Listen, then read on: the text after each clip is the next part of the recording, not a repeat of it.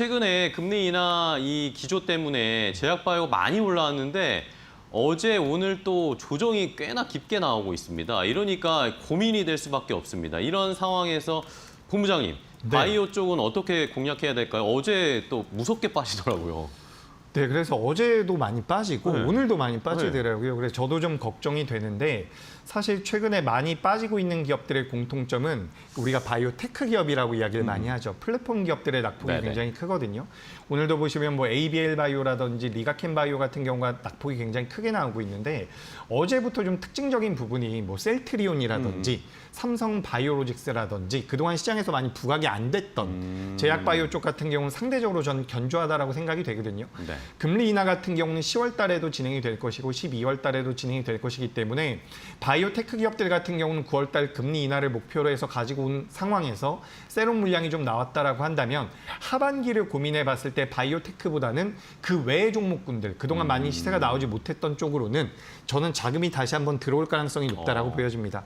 어제 같은 경우는 반도체가 좋았고 오늘은 2차 전지가 좋기 때문에 제약 바이오로 자금이 많이 못 들어오고 있지만 저는 오늘 돈 되는 섹터로 이 제약 바이오를 준비했던 이유가 네. 오늘 매수하시면 내일이나 모레는 수익이 날 수 있다라는 관점이기 때문에 전 제약 바이오 같은 경우는 물론 종목별 선별이 굉장히 중요하고요. 그렇다라고 해서 바이오 플랫폼 테크 기업들이 끝났다라는 것은 아니지만 네네네.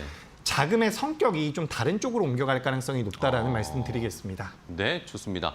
자, 그러면 바이오 쪽을 다음으로 이제 좀 살펴볼 만한 업종으로 골라주셨는데 자, 종목을 잘 선별해 볼게요. 그러면은 뭐 말씀해 주신 플랫폼 쪽을 우리가 봐야 할지 아니면 CDMO나 바이오 시밀러 쪽을 봐야 될지 아니면 최근에 비만 치료제 쪽도 주가가 많이 빠졌단 말입니다. 올라왔다가. 어떤 종목 골라야 할지 한번 쭉 살펴볼까요?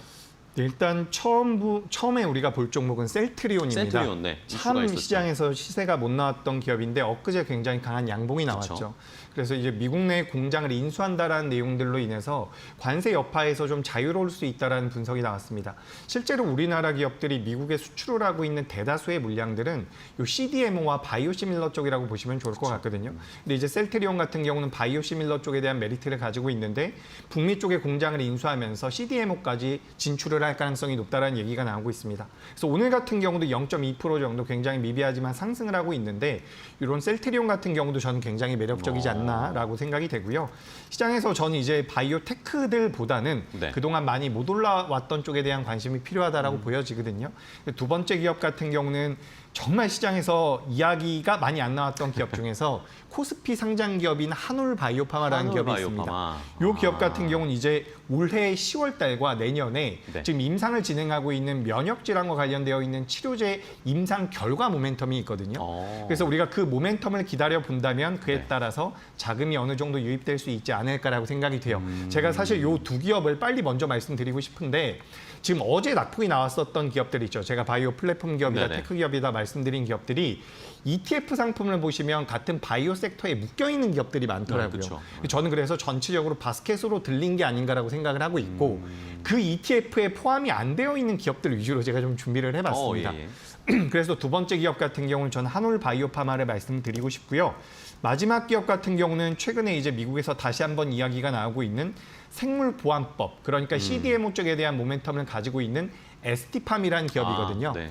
이 ST팜 같은 경우는 우리가 RNA와 관련되어 있는 뭐 치료제를 만드는 데 있어서 원료를 만들 수 있는 기업인데 공장을 증설했다라고 해요. 그래서 공장이 증설된 부분들이 2025년도 하반기부터 매출단이 찍힐 가능성이 높기 때문에 그 부분들을 우리가 기반으로 본다면 올해 하반기와 내년 상반기까지는 실적을 모멘텀으로 움직일 가능성이 높다. 저는 이렇게 생각이 되기 때문에 ST팜 같은 경우도 좀 눈여겨보시는 게 어떨까. 그리고 이 CDMO 쪽에 대한 모멘텀들은 아까 제가 셀트리온 말씀드릴 때도 네네. 잠깐 코멘트를 드렸는데 지금 이제 바이오 테크 기업에서 다른 쪽으로 좀 자금이 넘어갈 가능성이 있다라고 저는 생각을 하고 있거든요. 그래서 제약 바이오는 전반적으로 좀 긴 호흡으로 보셔도 좋을 것 같다라는 말씀 드리겠습니다. 네.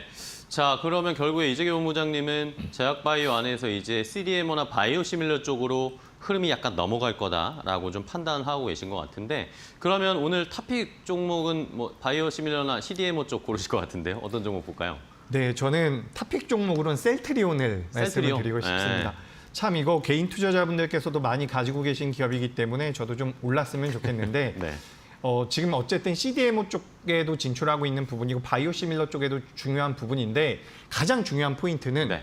이제 실적 시즌입니다. 그쵸, 예. 그렇기 때문에 삼성 바이오로직스와 셀트리온 정도를 보실 필요가 있다라고 보고 있고 엊그제 자금이 강하게 들어온 셀트리온 같은 경우가 투자하시기에 많이 올라오지도 않은 상황이라서 전 좀 편하지 않을까라는 관점으로 말씀드려보고요. 네. 현재 17만 7천 원대에서 거래가 되고 있는데 현재 주가 부근에서는 저는 매매가 가능하다라는 말씀드리고 주가가 올라온다라면 목표가는 21만 원 그리고 손절가는 15만 원 말씀드리겠습니다. 알겠습니다. 자, 오늘 이재규 본부장 돈 되는 섹터 종목을 골라주셨어요.